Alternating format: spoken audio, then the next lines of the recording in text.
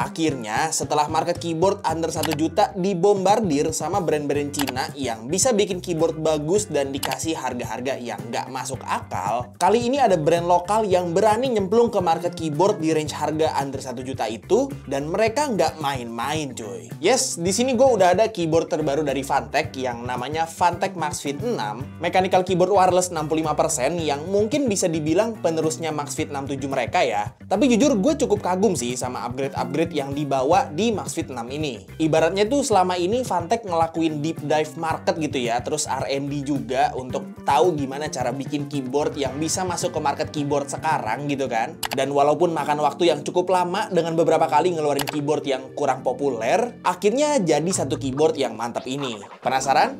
Ayo kita bahas bareng-bareng.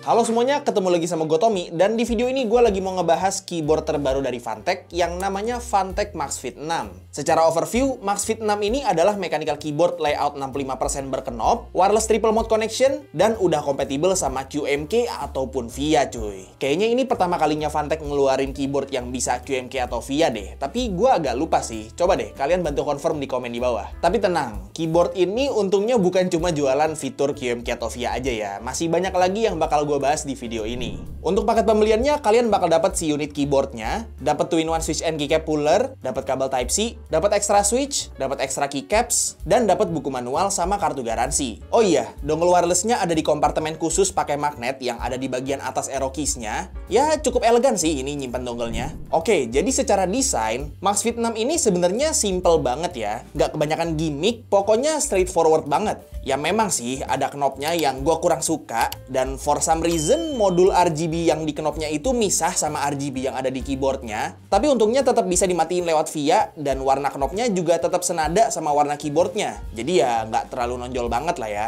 Layoutnya juga dia pakai 65% yang ada spacer buat naruh dongle wirelessnya, tapi nggak ada spacer di bottom row-nya. Sekali lagi keputusan desain yang agak questionable sih. Tapi sebenarnya cuma itu aja sih yang kurang serak di gua gitu ya.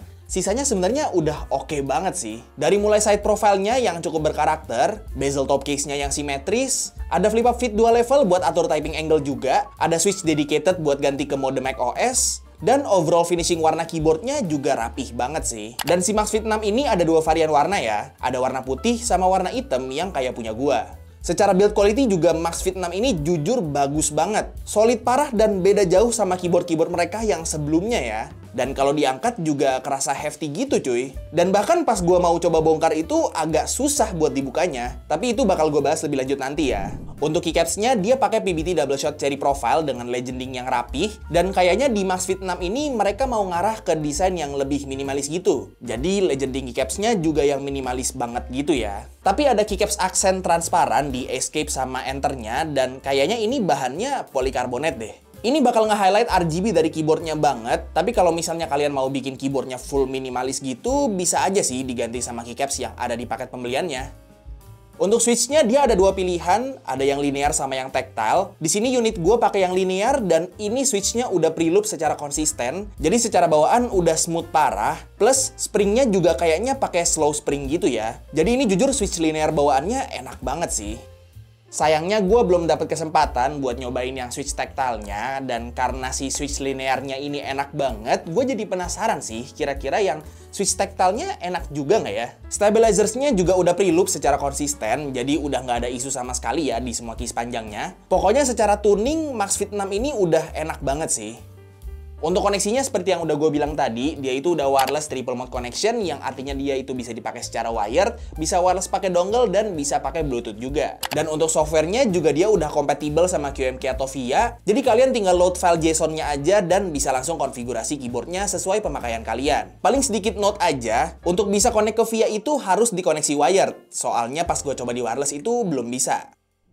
Nah, keyboardnya juga sempat gue bongkar, dan tadi udah gue mention juga kalau casing Maxfit 6 ini tuh rigid banget ya. Jadi agak sedikit butuh effort buat dibongkar pakai pry tool gue. Tapi kalau udah dapat bukaannya, ngebongkar sisanya cukup gampang sih. Nah, cuman kan Maxfit 6 ini ada daughterboardnya. Pas gue mau cabut joystick cable-nya tuh keras banget cuy. Serasa di solder gitu konektornya. Jadi ya daripada putus, gue biarin aja. Di bottom case-nya ada case foam dan kalau dibuka ada baterai buat koneksi wireless yang kapasitasnya 3000 mAh. Untuk dampening medianya udah lengkap dan pastinya ada IXP sheet-nya ya buat sound profile yang creamy viral di TikTok itu. Untuk PCB-nya dia south facing, hot swap dan RGB dan plate-nya pakai polikarbonat. Mounting sistemnya gasket mount pakai silicone gaskets gitu dan ini implementasinya juga udah oke banget sih menurut gua. Typing feel-nya empuk tapi nggak yang terlalu bouncy gimana gitu sih. Sebenarnya kalau dipikir-pikir bagian internal si Maxfit 6 ini tuh nggak terlalu beda jauh gitu sama keyboard 65% let's say misalnya Noir N1X gitu kan. Tapi yang kerennya tuh di sini Phanteks berhasil bikin akustik atau suara keyboardnya ini tuh jadi enak dan mirip kayak keyboard mainland yang viral gitu kayak misalnya si Aula F75, si I Love BB87. Artinya Maxfit 6 ini tuh nggak cuma ngandelin dampening medianya aja, tapi secara struktural keyboardnya yang dikombinasiin sama pilihan switch, udah bisa nyaingin kualitas typing feel dan suara keyboard viral itu.